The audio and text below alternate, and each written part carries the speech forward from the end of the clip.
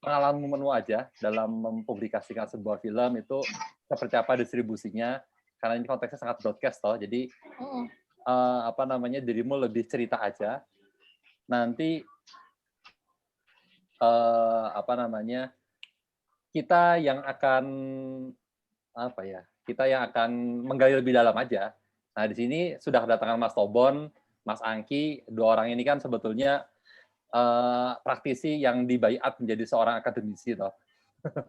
Jadi mereka itu juga basicnya juga sama dari dunia film juga.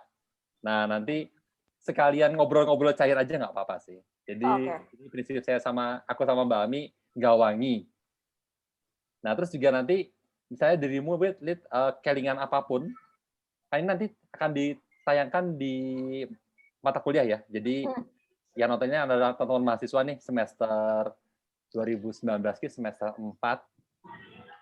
Nah, nanti dirimu kalau mau berpesan kepada adik kelasmu itu sebaiknya menikmati kuliah dengan cara yang seperti apa, itu bilang aja, nggak apa-apa. Apa ya? Iya, sambil ngalir aja. Oke, nah. Biar adik kelas tuh nggak kalah keren sama Lydia lah. Oh yoi. Alhamdulillah kalau dibilang keren. Oh, jelas. Iya dong. Menginspirasi. Amin. Keren loh, standar 4 dia.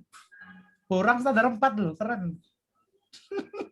Standar kaki apa sih Mas? Loh, dia bisa menyelesaikan borang kita sampai. Oh, iya betul. Oh, apa wae iso Sago Jaya. Saat berjibaku dengan akreditasi.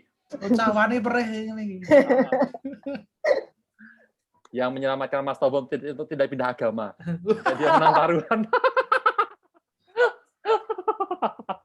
Serem ya taruhannya waktu itu. Wah, ngeri. Nah, itulah. Ya untunglah kamu mempertahankan dia tetap di keyakinannya yang sekarang. Oke, jadi kita buka. Teman-teman semuanya, hari ini kita sudah bersama dengan Mbak Lydia Noviani. Dia ini seorang publicist film. Terus nanti kita akan kulik lebih dalam aktivitasnya dia sebagai seorang publicist seperti apa. Nah, background-nya Mbak Sato ini itu bukan orang asing bagi teman-teman di Prodi Ilmu Komunikasi. Karena pada zaman dia kuliah dulu, dia sangat sering membantu kita. Bahkan tadi yang Mas Tobon bilang, standar 4, ya pertama kali UMY Komunikasi dapat akreditasi A, itu juga atas bantuannya Mbak Lydia dulu. Kita ngumpulin data segala macam, ya kita pernah berdiskusi dan juga bekerja sama di Prodi. Jadi Mbak Lydia ini lulusan Ilmu Komunikasi ya. Dulunya pernah kuliah di angkatan 2009. Oke, 2009 ini juga salah satu angkatan yang cukup fenomenal di di ilmu komunikasi karena sempat membuat beberapa kali revolusi lah yang membuat kita menjadi lebih baik. Ini anak-anak keren lah, sampai sekarang pun teman-temannya juga masih yang di Jogja gitu ya, masih sering bantuin di beberapa BSO. Jadi ini angkatan yang cukup asik kalau menurutku. Nah, Dit, kita mulai aja nih. Dirimu bisa cerita nggak? Aktivitasmu sekarang itu ngapain sih? Oke, kalau aktivitas sekarang itu yang paling utama sekarang jadi Head of Talent di Positive Vibe Talent. Itu talent Positive Vibe Entertainment. Oke. Jadi itu talent management gitu. Tapi di perusahaan kami bergerak di 2 subbagian. Jadi ada Positive Vibe Communication itu yang akhirnya bergerak di publicist dan PRing. Kemudian aku di talent management sekarang. Jadi belajar hal baru lagi setelah dari publicist. Oke, menarik. Sebelum kita publicist nih, kita ngomongin talent management dulu nih. Ini kayaknya dekat dengan dunia perdigitalan ini. Itu sebetulnya gimana? Apa sih itu? Ya, jadi kalau Positive Vibe Talent itu kita mengelola beberapa orang gitu kan. Sekarang itu ada 14 orang. Yang jelas bukan artis ya, bukan yang artis kayak misalnya ya you name it lah yang sering muncul di TV gitu. Tapi yang kita kelola itu beberapa orang yang seperti dia biasanya sering jadi narasumber, sering jadi speakers, KOL juga. Jadi kalau mungkin Oh. teman-teman tahu ada Adita Firseli Utami atau dikenalnya Afutami kalau di Twitter atau di Instagram, itu dia aktivis untuk lingkungan, dia ekonom lingkungan. Oke, Dan malah dia gitu juga, ya. ya, jadi yang dipegang itu sebenarnya justru bukan artis, kita memanage figur yang apa ya, mungkin bisa dibilang, nggak tahu ya, tanda kutip mungkin orang-orang yang cukup pinter sih menurut aku gitu kan, karena aku juga di sini sambil manage mereka, manage jadwal dan ikut kelas ataupun kegiatan mereka, justru aku tambah belajar lagi dari situ. Ada jadi kayak ada Afutami, ada Dana Paramita, dia tuh jurnalisnya Liputan 6, SCTV Group lah. Terus ada Amanda Falani, ada juga Nazir Arifin, itu Head of Investment-nya Telkomsel.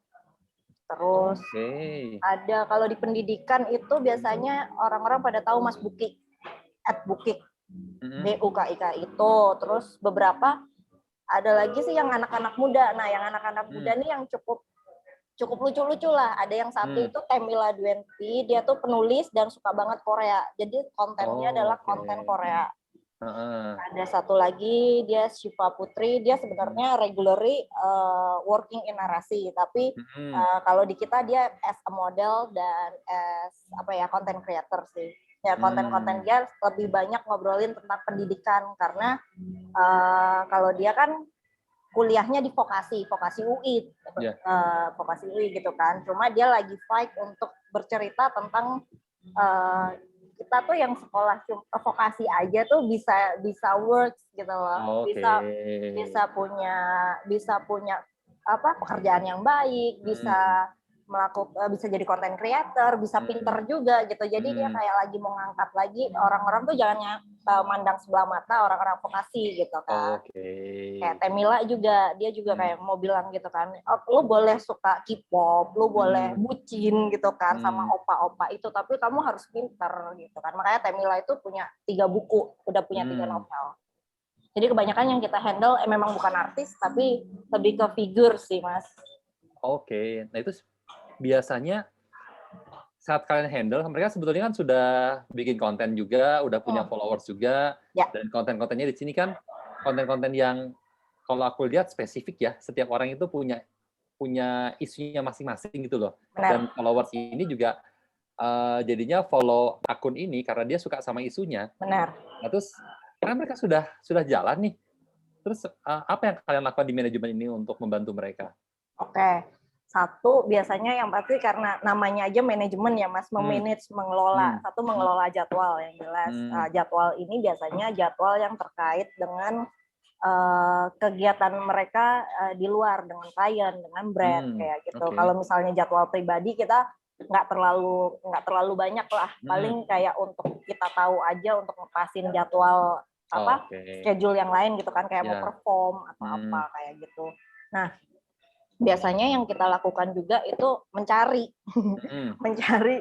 pasar cuan, di mana kita bisa melihat si A mungkin peluangnya bisa buat promo film nih kayak gitu kan, karena ternyata film yang mau dipromoin temanya Korea.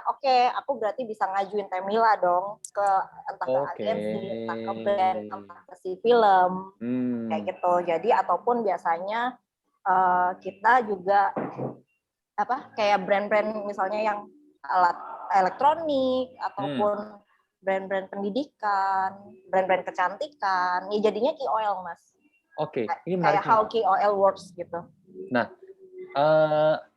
Gilit, tadi kan orang-orang ini udah punya karakter, terus kemudian isu yang dia biasa bikin itu ada kaitannya sama brand, kemudian dirimu menginisiatif orang ini untuk jadi KOL-nya. Ceritain dong satu ya kayak tadi yang Koreaan tadi, terus kemudian dia diarahkan jadi publicist film. Itu ceritain dong itu film apa, terus kemudian akhirnya dibikin kontennya yang gimana. Sebenarnya yang lebih bisa aku ceritain atau yang mana aja boleh deh. Kalau dia kemarin justru lebih malah kita arahin, kita ada satu film yang lagi running nih di Positive Vibe Communication. Kita justru karena film apa tuh? Boleh disebut nggak? Atau belum boleh dulu? Belum boleh. Yang ini deh, aku ceritain yang udah pernah jalan aja. Oke. TPA, to be announced. Apa ya? Sebentar, saya lagi berpikir. Oke. Ini ntar dipotong kan ya, Mas? Ini mah santai. Oke. Apa ya? Justru asiknya kayak gini. Biasanya tuh kalau misalnya kayak Afutami itu karena kan ini kampanye lingkungan gitu kan. Yep. Dan dia punya satu YouTube, ini yang baru kita kerjain kemarin, satu YouTube channel yang namanya Frame and Sentences. Di mana Frame and Sentences itu kayak skripsi dalam bentuk video. Waduh, itu menarik sekali. Jadi tema ataupun topik yang dibawakan itu akan selalu dilihat dari sudut pandang lain, dari sudut pandang si Afutami ini sebagai ekonom lingkungan gitu. Karena kan dia kan thinker banget nih, pemikir gitu kan, Mas. Benar. Jadi dia selalu nyari ini ada apa gitu. Jadi kritis. Isinya tuh kayak skripsi di videoin kalau aku boleh bilang. Oke. Dan kemarin kita itu ada satu campaign lagi jalan dari namanya perusahaannya Koaksi Indonesia. Koaksi Indonesia, oke. Kampanyenya itu lagi mau jalanin gimana supaya Jawa Tengah bisa jadi satu sumber utama untuk ngediriin PLTS, dimulai dari kampus-kampus yang ada di Jawa Tengah. Pembangkit listrik tenaga surya. Surya, ya. Oke. Jadi gerakannya adalah untuk mendirikan pembangkit listrik tenaga surya dimulai dari kampus-kampus se-Jawa Tengah, kayak gitu. Kemudian dibikinlah si videonya berkolaborasi dengan Afutami ini. Yang aku kerjakan sebagai manajemen adalah mengatur timeline. Ini deadline-nya kapan, harus syuting kapan, harus editing kapan, kemudian kebutuhannya sejauh mana, kayak gitu kan. Kalau biasanya ideasnya kadang banyak juga dari talentnya masing-masing, karena kan udah on his or her head gitu kan, Mas. Udah ada di kepala mereka doang. Jadi biasanya kalau buat video gitu kita brainstorm juga. Ada aku, ada talentnya, ada si kliennya juga. Ini mau gimana? Karena kita nggak mau yang kayak kliennya mau ngomong produk aku oke gitu. Kita nggak mau yang kayak gitu. Tapi kenapa produk lo oke tuh harus make sense. Jadi mengelola konten juga sih, Mas, di situ. Juga ngobrol brainstorming juga sama si talentnya juga sih. Oke, jadi menarik ya. Sebenarnya saat masuk ke KOL ini memang briefnya nggak akan terlalu rigid ya. Tapi lebih ke esensinya tadi. Kenapa dia mau ngomong seperti ini, kemudian itu yang dijadikan konten. Ya, jadi sebenarnya kalau boleh buka-bukaan, karena kan pasti kalau agensi ataupun brand itu pasti gua maunya ini. Kan? Anak iklan pasti tahu nih biasanya. Iya, betul.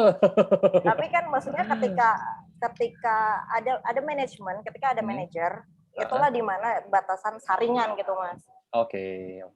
Kita jadi orang yang mengcounter, menyaring, nggak bisa gini karena ini nggak sesuai sama follower dia, ini nggak sesuai sama audiens dia. Kalau kamu paksakan begini, malah jadi produkmu nggak ada yang lihat, malah jadi kontennya tidak menarik, malah jadi mungkin kontennya di skip. Itu fungsi aku dan tim sebagai di manajemen. Salah satunya itu juga. Oke.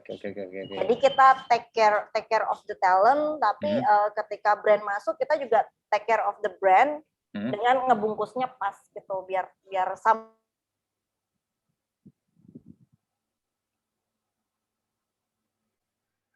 Ada apa ini? Kenapa dia terdiam? Nanti dipotong nih, dipotong. Depannya tadi dimulai dari pas kamu ngenalin itu aja, Mas.